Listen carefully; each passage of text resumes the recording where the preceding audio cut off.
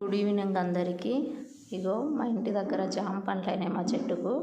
చూడండి ఒక్కొక్కటి ఎంత పెద్దగా అయినాయి. ఇగో పాడవుతున్నాయి అన్నట్టు.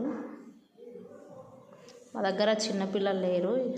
నేను అమ్మ తమ్ముళ్ళు ఇద్దరేమో వేరే దగ్గర ఉంటారు. చూడండి ఇగో ఎంత పెద్దగా అయినాయి. ఇగో మొత్తం ఇట్లా పాడవుతున్నాయి. చూడండి చెట్టు ఏం వేయము, వాటర్ ఒకటి వేస్తాము.